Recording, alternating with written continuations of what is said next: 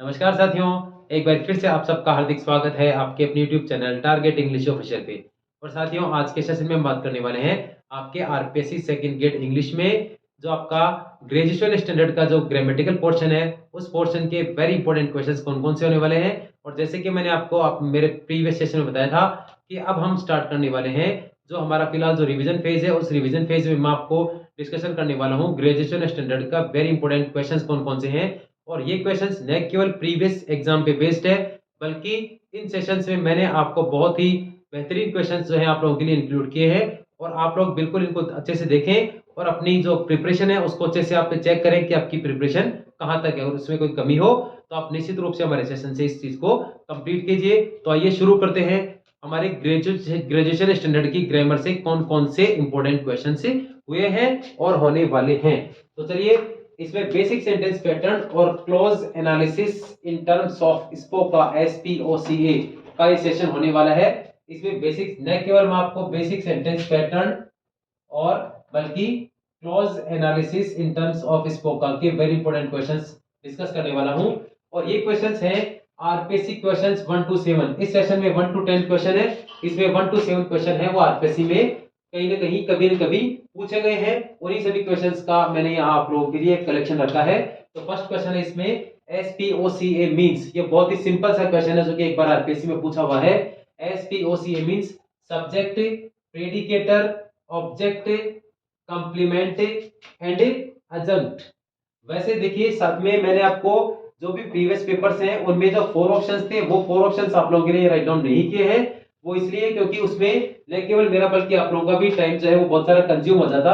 That's why हमने इन 4 options के बजाय मैंने आपको वन लाइनर क्वेश्चंस ही रखे हैं, ताकि आपको कहीं किसी प्रकार से आपका टाइम भी वेस्ट नहीं होगा। देख लें अब इसमें ये पेपर में आया हुआ क्वेश्चन है subject, predicator, object, complement and adjunct. तो इस प्रकार से ये ऑप्शन हमारा जो लास्ट में एक बार प्रीवियस पेपर पूछा हुआ है तो उसमें करेक्ट ऑप्शन था दिस वन, जो कि मैंने आप लोगों के लिए राइट डाउन कर दिया है। और उम्मीद है आप लोग इसको अच्छे से जानते भी होंगे, इसमें कहीं कोई किसी प्रकार की आपको दिक्कत नहीं होने वाली। और एक बार जो नेक्स्ट क्वेश्चन है, यहाँ अजंक से रिलेटेड कोई क्वेश्चन मेरे आप हमारे जो विद्वान साथियों के मन में हो सकता है, बट वो भी आगे आ जाएगा, आप अच्छे से देखें। इसमें नेक्स्ट क्वेश्चन एक बार पूछा हुआ है what is a predicate, predicator and predication. फिर से देख लें। अब यानी यानी पेपर में यदि एग्जामिनर आपको प्रेडिकेटर की जगह है या प्रेडिकेट और प्रेडिकेटर प्रेडिकेशन सभी ऑप्शंस दे दे, तो आप उसमें आपको ये पता होना चाहिए कि प्रेडिकेट, प्रेडिकेशन और प्रेडिकेटर में क्या डिफरेंस है। तो वो ही सब चीजें बिल्कुल क्लियर करने के लिए मैंने इस क्वेश्चन का आंसर यहाँ लिखा है, आप अच्छे से देख लें। इसमें यहाँ हम डिस्कस करने वाले हैं क्वेश्चन नंबर 2 के आंसर में प्रेडिकेट, प्रेडिकेटर और प्रेडिकेशन में क्या क्या डिफरेंस है। अभी एग्जांपल के थ्रू मैंने इसको क्लियर करने का प्रयास किया है। He is playing football. अब यहाँ इसमें देख लें first, second, third, predicate, predicator and predication. He is playing football, इसमें देखिए सबसे पहले सब्जेक्ट एंड ये इसमें सब्जेक्ट हो गया आपके सामने है ही, और सब्जेक्ट के अलावा बाकी फुल स्टॉप तक जो भी पार्ट है यहाँ देख रहे हो सेंटेंस में, that is known as a predicate. तो इसमें देखिए फर्स्ट वन प्रेडिकेट, तो यहाँ आप इससे लेके फुटबॉल तक जहां फुल स्टॉप है वहां तक का जो पोर्शन है कंप्लीट, माने subject plus rest of the sentence. Subject के अलावा जो भी पार्ट हुआ, माने सब्जेक्ट के जस्ट बाद आपके एचवी से स्टार्टिंग होकर और लास्ट में फुल स्टॉप तक जो भी पोर्शन होगा, that is known as a predicate. और बिल्कुल सिंपलेस्ट लैंग्वेज में मैंने क्लियर कर दिया है, subject plus rest of the sentence is known as a predicate. यानी यदि यहाँ आपके प्रेडिकेट ऑप्शन हो तो ये बिल्कुल भी करेक्ट नहीं होने वाला, क्योंकि यहाँ प्रेडिकेट होने का मतलब है सब्जेक्ट के बाद प्रेडिकेट जैसे लिखा तो उसी प्रेडिकेट में आपके प्रेडिकेटर, ऑब्जेक्ट, कंप्लीमेंट, एडजंक्ट सब आ गए। इट मींस यहाँ यदि प्रेडिकेट ऑप्शन है वो सही नहीं होने वाला है, क्योंकि प्रेडिकेट में तो सिर्फ आपके सब्जेक्ट और सब्जेक्ट के बाद रेस्ट ऑफ द सेंटेंस है वो सारा का सारा प्रेडिकेट में इंक्लूड होता है। तो यहाँ ही हुआ सब्जेक्ट और इससे लेके फुल स्टॉप तक हुआ प्रेडिकेट। क्लियर आपके। सेकंड वन इसमें आप देखें predicator.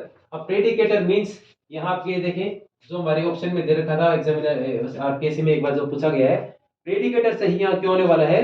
Predicator means the combination of HV plus MV is known as a predicator. यानी प्रेडिकेटर में जो आपका वर्ब फ्रेज वाला जो सेक्शन रहेगा, माने जिसमें एचवी और एमवी रहेगी, that is known as a predicator. और इस प्रेडिकेटर माने इस वर्ब वाले सेक्शन के तुरंत बाद में क्या होगा, ऑब्जेक्ट, कंप्लीमेंट एंड एडजंक्ट। तो इस प्रकार से प्रेडिकेटर का जैसे आपके दिमाग जैसे आप रीड करोगे predicator, it means we are talking about the combination of HV and MV and the combination of HV and MV is known as predicator। और यहाँ यदि HV नेवी हो, जैसे कि प्रेजेंट सिंपल टेंस का अफर्मेटिव सेंटेंस है, past simple tense का affirmative sentence है, और यहाँ सिर्फ अगर मेन वर्ब भी हो तो that is also known as a predicator. तो ये आपका हुआ प्रेडिकेटर में HV और MV। अब इसमें एक वेरी इंपॉर्टेंट क्वेश्चन और आप इसे देख लें, व्हाट इज ऑपरेटर। तो यहाँ देख लें जो HV है, helping verb, is known as a operator. ये भी बहुत ही अच्छा और बहुत ही बेहतरीन क्वेश्चन है, इसको भी आप अच्छे से एक बार कंफर्म कर लें। इंपॉर्टेंट, ऑपरेटर जो HV है that is known as a operator. अब यहाँ जो ऑपरेटर है ही इज प्लेइंग फुटबॉल, इसमें ऑपरेटर कौन हुआ, इसमें ऑपरेटर हुआ आपके इज। अब इसी प्रकार से थर्ड वन आपका प्रेडिकेशन। प्रेडिकेशन में क्या है, main verb plus rest of the sentence is known as a predication. माने यहाँ आप देख लें, ये यहाँ देख लें प्लेइंग से लेके और यहाँ फुल स्टॉप फुटबॉल तक, ये प्लेइंग से लेके फुटबॉल तक ये सारा का सारा सेक्शन हुआ that is known as a predication. ये देखिए प्लेइंग फुटबॉल, ये that is known as a predication. माने predication means predication is the combination of main verb and rest of the sentence। it means the combination of main verb and rest of the sentence is known as predication। तो यहाँ आप देख लें playing से लेकर football तक that is known as predication। और ये आपका हो गया ऑपरेटर, और ये ही हो गया आपके सब्जेक्ट, और ही के बाद जो सारा का सारा सेक्शन है that is known as predicate. और यहाँ आप एक बार अच्छे से देख लें, यहाँ इज और प्लेइंग माने HV और MV की जो कॉम्बिनेशन है that is known as predicator. तो इस प्रकार से फर्स्ट सेकंड थर्ड मैंने बिल्कुल तीनों चीजें क्लियर कर दी है। जैसे ही प्रेडिकेट का नाम आएगा आपके दिमाग में, it means subject plus rest of the sentence. Predicator का नाम है तो it means HV plus MV, और इसमें HV जो होगा that is known as operator. और थर्ड वन आपका predication, predication means main verb plus rest of the sentence is known as a predication. तो यहाँ कहीं किसी प्रकार की कोई गलती आप लोग नहीं करें। पेपर में यदि किसी प्रकार का क्वेश्चन आए तो यहाँ देख लिया प्रेडिकेटर बिल्कुल क्लियर है। इसके अलावा प्रेडिकेट और प्रेडिकेशन क्या है वो भी मैंने आप लोगों के लिए बिल्कुल अच्छे से राइट डाउन कर दिया है। तो ये सेक्शन समझ में आ गया यदि आपको, तो कहीं आपको प्रेडिकेट, प्रेडिकेटर और प्रेडिकेशन में कहीं कोई दिक्कतें नहीं होने वाली। तो इस प्रकार से सेकंड क्वेश्चन नंबर बिल्कुल क्लियर है। Now it's turn to talk about the question number third one, and the question is the close elements are. और ये भी एक बार बिल्कुल एक बार आरपीएससी में पूछा हुआ क्वेश्चन है। ये सेम टू सेम आप देख ले, फर्स्ट वन और थर्ड वन, इसमें ज्यादा डिफरेंस नहीं है, सिर्फ इसमें या सीरीज का, इसमें जो आपका सीरियल जो है क्रम है उसी का डिफरेंस रखा है। और क्वेश्चन है the close elements are, close element कौन कौन से होते हैं। अब यहाँ इसमें से देख लें आप क्लोज एलिमेंट कौन कौन से हैं, और एग्जामिनर ने जो करेक्ट ऑप्शन रखा था वो मैंने आप लोगों के लिए राइट डाउन कर दिया है। और क्लोज एलिमेंट्स में था predicator, subject, object, complement and adverb. अब यहाँ दो बातें हैं, यहाँ एग्जामिनर ने आपके बिल्कुल first, second, third, fourth and fifth बिल्कुल इनको कंटिन्यू रखा था। और यहाँ थर्ड वन क्वेश्चन में देखें आप, जो कि आरपीएससी में एक बार पूछा हुआ है, उसमें प्रेडिकेटर को पहले रख लिया है, बाकी then subject, object, complement and adverb रखे हैं। माने यहाँ इसमें पेपर में ऐसा नहीं था कि सब्जेक्ट के बाद प्रेडिकेटर हो, माने इसमें सिर्फ क्वेश्चन क्या पूछा है, क्लोज एलिमेंट ही पूछे, उनका जो आप कह सकते हैं सीरियल नहीं पूछा है, इसीलिए इसने प्रेडिकेटर पहले लिख दिया, जैसे आप कह सकते हैं कैंडिडेट्स को थोड़ा मिसगाइड करने के लिए। और प्रेडिकेटर के बाद subject, object, complement and adverb रखा था। तो इस प्रकार से राइट ऑप्शन में होने वाला है हमारा predicator, subject, object, complement and adverb. इसमें जैसे अगर मान लो अगर ये प्रेडिकेटर इसको हम यहाँ रखते हैं तो भी इसमें कोई दिक्कत नहीं है, subject, predicator, object, complement and adverb हो जाएगा, और वो सब भी क्या होंगे, क्लोज एलिमेंट्स होंगे। तो इस प्रकार से फर्स्ट वन और थर्ड वन, ये क्वेश्चन रिपीट हो चुका है दो बार, तो इसको भी आप अच्छे से देख लेना। और यहाँ प्रेडिकेटर के बजाय अगर और कुछ लिखा हुआ प्रेडिकेशन, प्रेडिकेट, तो कहीं आपको कोई दिक्कत नहीं होनी चाहिए, बिल्कुल मैंने आपको अच्छे से क्लियर कर दिए हैं। अब इसी प्रकार से इसमें देखिए आप एक और इसमें जो इंपॉर्टेंट डिस्कशन है वो मैं करना चाहूंगा आप लोगों से। यहाँ देखिए आप, इसमें अजंत लिखा हुआ है और यहाँ जो डिफरेंस रखा था वो है एडवर्ब। तो यहाँ किसी प्रकार का कंफ्यूजन आपके माइंड में क्रिएट नहीं होना चाहिए। एग्जामिनर या तो आपको अजंत देगा, और एक बार एक चीज और देख लें, ADJUNCT, इट्स नॉट एडजंक्ट, यहाँ डी साइलेंट है और उसका प्रोनाउंसिएशन हुआ अजंक्ट। तो यहाँ अजंक्ट भी हो सकता है या एडवर्ब भी हो सकता है, वो था करेक्ट। तो इस प्रकार से फर्स्ट, सेकंड एंड थर्ड ये तीन क्वेश्चन आपके कंप्लीट है। फोर्थ वन जो एक बार पेपर में आपके आया हुआ क्वेश्चन है, that is he has authored 2 volumes, he has authored 2 volumes. तो यहाँ आप इसमें SPOC पूछा था एग्जामिनर ने, ये सब्जेक्ट हुआ आपका, और हैज ऑथर्ड तो ये हुआ आपका प्रेडिकेटर, यानी जो आपका वर्ब वाला सेक्शन है, और ये हुआ आपका 2 वॉल्यूम्स। तो he has authored 2 volumes means he has authored 2 volumes. तो यहाँ 2 वॉल्यूम्स किसका आंसर दे रहा है, यहाँ 2 वॉल्यूम्स दे रहा है आपके व्हाट मींस क्या का जवाब दे रहा है। और जैसे कि हम सबको पता है कि जो व्हाट और whom, यदि व्हाट और whom का जवाब हमें मिल रहा है हमारे क्वेश्चन से, तो इट मींस व्हाट का जवाब अगर मिल रहा है इट मींस ये फंक्शन कर रहा है ऑब्जेक्ट की तरह, whom का जवाब मिल रहा है इट मींस ये भी फंक्शन कर रहा है ऑब्जेक्ट के तरह। तो इस प्रकार से यहाँ he has authored what, तो इस प्रकार से इसका आंसर हुआ he has authored 2 वॉल्यूम्स। तो यहाँ ये आपका हो गया व्हाट का आंसर दे रहा है इट मींस ये फंक्शन कर रहा है यहाँ फॉर ए ऑब्जेक्ट। तो S subject predicator and object और सब्जेक्ट वर्ब एंड ऑब्जेक्ट। तो इस प्रकार से यहाँ किसी प्रकार की कोई दिक्कत हमें नहीं होनी चाहिए। और एक बार और मैं आपको अच्छे से क्लियर कर दूं, जैसे कि कोई भी वर्ड जो कि व्हाट का या होम का आंसर दे रहा है इट मींस वो फंक्शन कर रहा है ऑब्जेक्ट का। अब एक इंपॉर्टेंट इसमें जो अब हमें जो एलिमेंट है वो ध्यान रखना है, वो क्या कि ऑब्जेक्ट का जो फंक्शन है वो ऑब्जेक्ट का फंक्शन हमें पार्ट्स ऑफ स्पीच लेवल पे कौन सा पार्ट्स ऑफ स्पीच है जो कि ऑब्जेक्ट का फंक्शन करेगा। इसी को क्लियर करने के लिए बिल्कुल मैंने छोटा सा डिस्क्रिप्शन आप लोगों के लिए रखा है SPOCA। तो SPOCA आप देख लें, सब्जेक्ट का फंक्शन कौन करेगा, बिल्कुल शॉर्ट में बता रहा हूं। और आपको इसका जो डिटेल्ड में जो नाउन एट फ्रेज लेवल करके जो मैंने आप लोगों के लिए एक सेशन अपलोड कर रखा है उस पे इसको बहुत ही मैंने अच्छे तरीके से क्लियर कर दिया है। सब्जेक्ट का फंक्शन करेगा या तो नाउन या प्रोनाउन। यहाँ देख लें इसमें, ये देखिए या प्रोनाउन है, सब्जेक्ट का फंक्शन कौन करेगा, नाउन या प्रोनाउन। अपने माइंड में आप बहुत सारे सेंटेंसेस जो हैं वो इमेजिन करके देखें, उनको आप एक बार कंसीडर करके देखें कि कौन सा ऐसा सेंटेंस है जिसमें सब्जेक्ट नाउन या प्रोनाउन नहीं बन रहा है। नेक्स्ट वन है हमारे P फॉर प्रेडिकेटर। प्रेडिकेटर में हमारे पहले से क्लियर था, predicator the combination of SV plus MV, ये आपका हुआ एसवीएमवी। अब यहाँ बात करें आपके ऑब्जेक्ट में, ऑब्जेक्ट का फंक्शन कौन करेगा, या तो नाउन या फिर प्रोनाउन। तो यहाँ आपसे देख लें 2 वॉल्यूम्स, 2 वॉल्यूम्स में हेडवर्ड कौन सा है, हेडवर्ड आपका वॉल्यूम्स, और वॉल्यूम्स यहाँ क्या है नाउन, और ये इसका प्री मॉडिफायर हो गया 2, डिटरमिनर आपके सामने है। तो इस प्रकार से ऑब्जेक्ट का फंक्शन किसने किया, नाउन या प्रोनाउन का, नाउन या प्रोनाउन ने। इसी प्रकार से सी फॉर कंप्लीमेंट की बात करें तो पहले एक बार कंप्लीमेंट का अगर मीनिंग की बात करें तो इट मींस पूरक। अब कंप्लीमेंट है, कंप्लीमेंट कौन बनेगा सेंटेंस में, या तो नाउन और या फिर एडजेक्टिव। कैसे, जल्दी से फटाफट से मैं क्लियर करता हूं आपके सामने। जैसे मान लीजिए मैंने कहा आई एम ए टीचर। अब यहां देखें सब्जेक्ट प्रेडिकेटर और वर्ब एंड सी फॉर हो गया कंप्लीमेंट। अब यहां देख लें टीचर जो है ये ए जो है इसका ए हो गया टीचर का प्री मॉडिफायर, और टीचर यहाँ हो गया नाउन।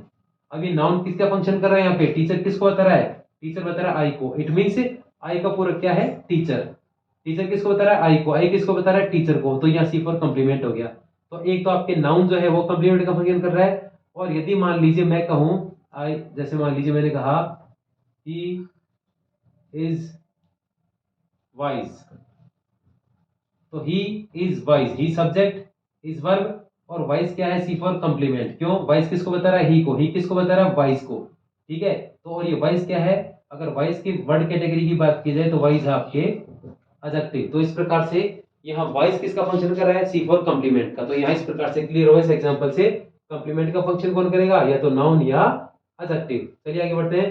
फिर है एडवर्बियल।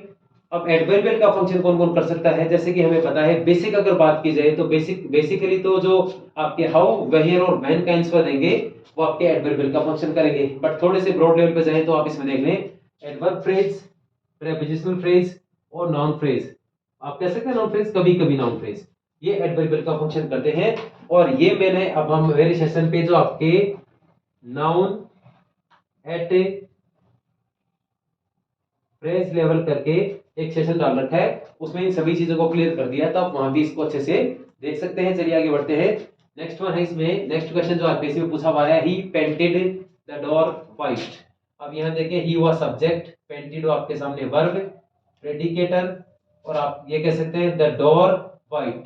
द डोर आपका हो गया ही पेंटेड व्हाट, उसने क्या पेंट किया, उसने पेंट क्या किया द डोर, उसने पेंट किसको किया डोर को। तो ये आपका हो गया object, he painted the door. अब अभी मैंने क्या डिस्कस किया, अभी हमने डिस्कस किया ये ऑब्जेक्ट का फंक्शन कौन करेगा, या तो नाउन या प्रोनाउन। अब आप देख लें डोर क्या है, नाउन है, और ये इसका प्री मॉडिफायर हो गया, और यहाँ डोर है ये नाउन है, और ये किसका फंक्शन कर रहा है, मेन वर्ब के बाद आ रहा है, मेन वर्ब के पहले आ रहा है तो सब्जेक्ट, मेन वर्ब के बाद आ रहा है तो ऑब्जेक्ट। तो यहाँ ये आपका ऑब्जेक्ट का फंक्शन कर रहा है द डोर। और यहाँ आप इसमें देख ले व्हाइट क्या है, अब व्हाइट किसको इंडिकेट कर रहा है, ये इंपॉर्टेंट क्वेश्चन है। व्हाइट बता रहा है, ही को बता रहा है कि द डोर को, व्हाइट बता रहा है द डोर को। डोर क्या है? व्हाइट। और व्हाइट किसको बता रहा है? डोर को। तो ये हो गया आपके सी फॉर कंप्लीमेंट। तो सेंटेंस का स्ट्रक्चर क्या हुआ? एस, वी और पी, ओ और सी। अब ये सी फॉर कंप्लीमेंट किसका है? ही का है कि डोर का? माने व्हाइट किसको बता रहा है? ही को या द डोर को? क्लियरली डोर को बता रहा है। इट मींस ये हो गया ऑब्जेक्ट कंप्लीमेंट। तो इस प्रकार से क्वेश्चन नंबर 50 बिल्कुल क्लियर है, कहीं कोई दिक्कत आपको इसमें नहीं हो सकती। नेक्स्ट वन है क्वेश्चन नंबर 6। एक कंप्लीमेंट में बी, माने एक कंप्लीमेंट है, उसका फंक्शन कौन कौन कर सकता है? ये पेपर में पूछा हुआ क्वेश्चन है। एक कंप्लीमेंट में बी आइदर एन एडजेक्टिव और एन नाउन फ्रेज। अब इसमें देख ले, ये रहा कंप्लीमेंट का फंक्शन कौन करेगा? ये देखिए सीधा, ये देखिए ये पेपर में क्वेश्चन में आया था। एक कंप्लीमेंट में भी, कंप्लीमेंट है वो, कंप्लीमेंट का फंक्शन कौन करता है? तो अभी जैसे मैंने आपको पहले क्लियर कर दिया है, कंप्लीमेंट कौन बनेगा? या तो नाउन और या फिर एडजेक्टिव। यानी पेपर में ये दिया जाए नाउन फ्रेज और एडजेक्टिव फ्रेज, तो भी हमें इसी पे जाना है, क्योंकि नाउन फ्रेज का हेडवर्ड कौन होता है? नाउन। और एडजेक्टिव फ्रेज का हेडवर्ड कौन होगा? एडजेक्टिव। तो इस प्रकार से एक कंप्लीमेंट में बी अ नाउन और एडजेक्टिव, और एक कंप्लीमेंट में बी अ नाउन फ्रेज और adjective phrase. Next one, question number 7। how many basic sentence pattern how many basic sentence patterns are there in English? माने इंग्लिश में basic sentence pattern, the number of basic sentence pattern in English grammar are, sorry, is how many basic sentence patterns are there in English? Or when we talk about the the question may be like this: how many basic sentence patterns are there in English, and the number of basic sentence pattern in English is। अब basic sentence pattern की number पूछी जाए तो ये total होंगे, there are 7 basic sentence patterns are there in English grammar when we talk about the number of basic sentence pattern। और इस ये 7 कौन कौन से होते हैं, ये मैंने आपको मेरे एक SVOCA करके जो आप मेरे सेशन डाल रखा है, उस सेशन में मैंने बहुत ही अच्छे से अच्छे बिल्कुल सही तरीके से आप लोगों को ये क्लियर कर दिया है कि 7 बेसिक सेंटेंस पैटर्न कौन कौन से होते हैं। तो उस सेशन में आप समय निकाल कर जरूर देखें और वहां कंफर्म कर लें कि 7 बेसिक सेंटेंस पैटर्न कौन कौन से होते हैं। बिल्कुल ही क्लियर आपको एक ही वीडियो में समझ में आ जाएगा। अभी आप इसको थोड़ा समय निकाल कर देख लेना। अगर आपको कोई दिक्कत है तो आप इस क्वेश्चन को सेशन में देख लेना। नेक्स्ट वन आपका क्वेश्चन नंबर 8 थे, minimum elements required by A clause और सेंटेंस। माने एक एक क्लॉज माने उपवाक्य या सेंटेंस माने वाक्य के द्वारा अपने अपने मीनिंग को कंप्लीट करने के लिए मिनिमम एलिमेंट कौन कौन से आवश्यक होते हैं। माने कौन कौन से ऐसे दो एलिमेंट हैं जिनके बिना एक क्लॉज या सेंटेंस को इमेजिन नहीं कर सकते। और वो सबसे आप कह सकते हैं जो सबसे मेजर और जो बिल्कुल बेस एलिमेंट है एक क्लॉज और सेंटेंस के मीनिंग को कंप्लीट करने के लिए, तो वो है आपके सब्जेक्ट एंड वर्ब। यानी बगैर सब्जेक्ट या बगैर वर्ब के हम सेंटेंस को इमेजिन नहीं कर सकते, क्लॉज को इमेजिन नहीं कर सकते। और बाकी की चीजें जो है वो बाकी जैसे ओ सी ए, ये सब सेंटेंस या क्लॉज में हो भी सकती है या नहीं भी। जैसे कि एक छोटा सा एग्जांपल क्लियर कर देता हूं आपको। जैसे इसमें 7 बेसिक सेंटेंस पैटर्न में बता चुका हूं आपको मैं। एक छोटा सा एग्जांपल देखना आप लोग। जैसे कि मैंने कहा बर्ड्स फ्लाई, बर्ड्स हुआ सब्जेक्ट, फ्लाई हुआ verb, sentence is complete. Birds fly, पक्षी उड़ते हैं। पक्षी कहाँ उड़ते हैं ये बताने की आवश्यकता नहीं है, क्योंकि अंडरस्टूड है पक्षी आसमान में उड़ते हैं। तो इस प्रकार से इस सेंटेंस का पैटर्न की बात करें तो ये हो गया आपका सब्जेक्ट प्लस वर्ब। तो इस प्रकार से अगर बात की जाए minimum elements required by A clause और सेंटेंस, देन ये होगा आंसर सब्जेक्ट प्लस वर्ब। आपके क्वेश्चन सामने है बिल्कुल क्वेश्चन। और एक और छोटा सा एग्जांपल देखना चाहिए तो जैसे कि मैंने कहा स्टार्स शाइन, तारे चमकते हैं, सब्जेक्ट प्लस वर्ब। तो इसी प्रकार से बात की जाए क्लोज या सेंटेंस के कौन कौन से ऐसे दो मिनिमम एलिमेंट हैं जो कि क्लोज या सेंटेंस के मीनिंग को कंप्लीट करने के लिए आवश्यक हैं, तो आंसर होगा सब्जेक्ट प्लस वर्ब। और बेसिक सेंटेंस पैटर्न में जो 7 टाइप आपको बता रखे हैं मैंने, उस सेशन में मैंने इसको कंप्लीट क्लियर कर दिया है, तो आप देख सकते हैं वहां जाके। नेक्स्ट वन क्वेश्चन नंबर 9 है, second last question of our session. Mobile element of a sentence is, यानी सेंटेंस यानी वाक्य में मोबाइल एलिमेंट कौन सा होता है। मोबाइल का मतलब है गतिशील, जो मूवेबल हो। यानी ऐसा कौन सा एलिमेंट है जिसको जो कि सेंटेंस में मूवेबल है या मोबाइल एलिमेंट है, तो आंसर होगा adverbial. Adverbial is the mobile element of a sentence. जैसे कि छोटा सा क्वेश्चन ओरली बताता हूँ आपको। जैसे मैं कहूँ I am going to Jaipur tonight, और इस सेंटेंस में मैं टुनाइट को अगर सबसे पहले रिप्लेस कर दूं तो tonight then comma, tonight comma I am going to Jaipur. एक और देखिए आप इसमें, जैसे मान लीजिए मैंने कहा he has done his work already. अब इसमें आप ऑलरेडी को एच और एम के बीच में लाइए, he has already done his work. तो इस प्रकार से एडवर्बियल जो है वो किसी सेंटेंस में मोबाइल एलिमेंट के रोल में जो अपना रोल जो है वो प्ले करता है। तो यहाँ कोई दिक्कत आपको नहीं होनी चाहिए। बिल्कुल ही छोटा सा, बिल्कुल सिंपल सा और अच्छा क्वेश्चन है। और इस प्रकार से the last question of our session, question number 10, predicator is known as, माने प्रेडिकेटर को किस किस नाम से जाना जाता है। हमें कोई भी किसी प्रकार की रिस्क नहीं उठानी है। जो भी इंपॉर्टेंट क्वेश्चन है वो सभी आप लोगों के लिए लिख रहा हूं मैं। Predicator is also known as nuclear, crux और सेंट्रल एलिमेंट। फिर से देख लें, प्रेडिकेटर को न्यूक्लियर एलिमेंट, क्रक्स एलिमेंट और सेंट्रल एलिमेंट भी कहा जाता है। तो इस प्रकार से ये हुआ क्वेश्चन नंबर 10। इसमें मैंने आपको 1 to 7 आरपीएससी में आई हुई क्वेश्चंस का जो है वो एक सेशन छोटा सा रखा है। इसके अलावा नेक्स्ट वन है क्वेश्चन नंबर 8, 9 और 10, ये भी आप लोगों के लिए क्लियर कर दिए हैं। अब तो इस प्रकार से साथियों इस सेशन में हमने बात की क्वेश्चन नंबर 1 to 10, जो कि बहुत ही इंपॉर्टेंट सेशन आपके बेसिक सेंटेंस पैटर्न और आपके एसपीओसीए से रिलेटेड। अब